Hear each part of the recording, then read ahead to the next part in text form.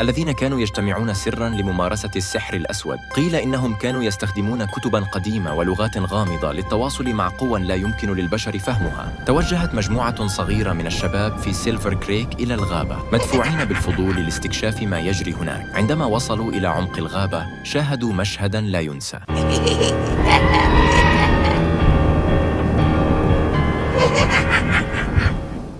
مرحباً بكم يا أصدقاء، أنا المجهول من قناة المليار الذهبي، واليوم سأروي لكم قصة غامضة ومخيفة حدثت في عام 1972، حيث انزلقت الأمور بشكل خطير إلى عالم مظلم من السحر الأسود، ولم يتمكن أحد من إيقاف ما حدث بعد ذلك. استعدوا لتسمعوا تفاصيل القصة المخيفة عن كيف خرج السحر الأسود عن السيطرة وأدى إلى أحداث مرعبة. فلنبدأ القصة. البداية في قرية سيلفر كريك في عام 1972. كانت قرية سيلفر كريك الواقعة في ولاية ماساتشوستس مكاناً هادئاً يعيش فيه الناس حياة بسيطة، لكن خلف هذا الهدوء كان هناك سر غامض مخبأ في أعماق القرية. في هذا العام بدأت شائعات غريبة تنتشر بين السكان عن وجود طقوس غامضة تجري في الغابة القريبة. بدأ البعض يلاحظ اختفاء حيواناتهم الأليفة، وكانت هناك مشاهدات لأضواء غريبة في الغابة ليلاً. كان الجميع يحاول تجاهل هذه الأمور، لكن الخوف بدأ يتسلل إلى قلوب الناس. مع مرور الوقت بدأت الأحاديث تتردد حول مجموعة صغيرة من الأشخاص الذين كانوا يجتمعون سراً لممارسة السحر الأسود. قيل إنهم كانوا يستخدمون كتباً قديمة ولغات غامضة للتواصل مع قوى لا يمكن للبشر فهمها. توجهت مجموعة صغيرة من الشباب في سيلفر كريك إلى الغابة، مدفوعين بالفضول لاستكشاف ما يجري هناك. عندما وصلوا إلى عمق الغابة، شاهدوا مشهداً لا ينسى. دائرة من الشموع تضيء بقعة صغيرة من الأرض، وحولها مجموعة من الأشخاص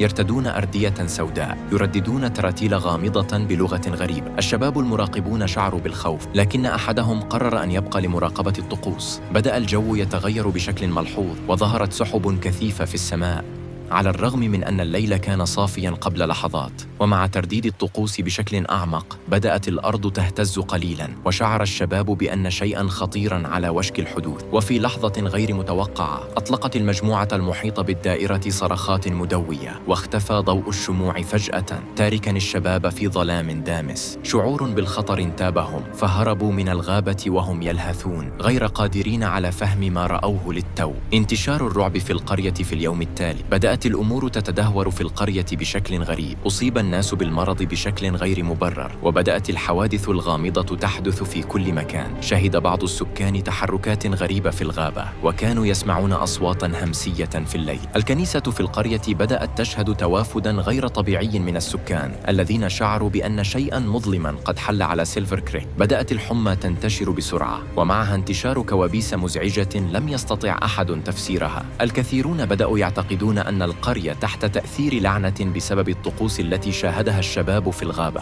السحر الأسود بدأ يظهر تأثيره بشكل أكثر وضوحاً، حيث تم العثور على جثث حيوانات ممزقة بطريقة بشعة، وانتشرت رموز غامضة على جدران المنازل. الخوف تحول إلى هستيريا جماعية، وبدأت العائلات تغادر القرية بحثاً عن الأمان في مكان آخر. مع استمرار انتشار الفوضى، قرر بعض القرويين المتبقين، بما في ذلك رجل دين محلي يدعى الأب جوناثان، مواجهة الخطر بشكل مباشر. كانوا مقتنعين بأن السحر الأسود هو السبب في كل ما يحدث، وأن الحل الوحيد هو مواجهة تلك القوة المظلمة. اجتمع الأب جوناثان مع القرويين، وقرروا العودة إلى الغابة في محاولة لإنهاء هذه الكارثة. كانوا مجهزين بالصلاة والماء المقدس، عازمين على تطهير المكان من الشر. عندما وصلوا إلى الغابة، كانت الأجواء أكثر ثقلاً وكآبة مما كانت عليه من قبل. دخلوا إلى الموقع الذي شاهده الشباب، ووجدوا الدائرة ذاتها من الشموع محترقة. الرماد كان يغطى الأرض، لكن الجو كان مشحوناً بشعور بالخطر الداهم. الأب جوناثان بدأ بالصلاة بصوت عال، لكن فجأة بدأت الرياح تعصف بقوة، وأحاطت بهم ظلال غامضة. التراتيل المظلمة التي سمعت في الليالي السابقة عادت من جديد، وكأنها كانت تتحدى القرويين. بدأت الأرض تهتز بشدة، وظهرت تصدعات على سطحها. الأب جوناثان لم يستسلم، واستمر بالصلاة، بينما كان القرويون يقفون خلفه خائفين. في لحظة مفاجئة، انطلقت صرخة مدوية من أعماق الغابة، تبعها هدوء مخيف. الأرض توقفت عن الاهتزاز، واختفت الرياح بشكل مفاجئ، وببطء بدأت الظلال تتلاشى، وبدأت الأمور تعود إلى طبيعتها. بعد تلك الليلة، بدأت القرية تستعيد هدوءها تدريجياً. الأمراض الغامضة بدأت تتراجع والحوادث الغريبة توقفت، لكن سكان سيلفر كريك لم ينسوا أبداً ما حدث في تلك الأيام المرعبة. من عام 1972 كانت هناك دائماً شكوك تحيط بالقرية، وكأن شيئاً ما لم ينتهي تمام. الأب جوناثان أصبح شخصية محورية في القرية، وكان الجميع يرون فيه منقذهم، لكنه كان يعرف في قرارة نفسه أن الشر الذي واجهوه لم يهزم بشكل كامل. السحر الأسود الذي انطلق في تلك الغابة كان أقوى مما يتصور أي أحد، ورغم أن الحياة عادت إلى طبيعتها في سيلفر كريك، إلا أن الغابة ظلت مكاناً ممنوعاً لا يجرؤ أحد على الاقتراب منه. الأشجار هناك بدت أكثر ظلاماً، وكان هناك دائماً شعور بأن شيئاً ما لا يزال كامناً في أعماق الغابة، ينتظر اللحظة المناسبة للعودة. إذا أعجبتكم هذه القصة، لا تنسوا الضغط على زر الإعجاب والاشتراك في القناة وتفعيل الجرس لتكونوا دائماً على اطلاع بكل جديد. شكراً لكم على المتابعة، وإلى اللقاء في حلقة قادمة من قناة المليار الذهبي.